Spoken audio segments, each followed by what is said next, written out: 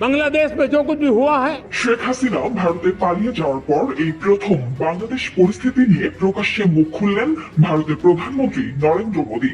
জানালেন বাংলাদেশ নিয়ে তার উদ্বেগের কথা।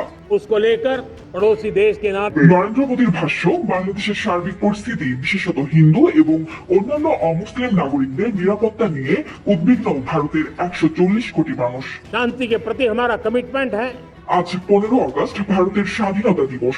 সকালে রাজধানী নয়াদিল্লির ঐতিহাসিক লালকেল্লা ময়দানে স্বাধীনতা দিবসের ভাষণ দেন নরেন্দ্র মোদী।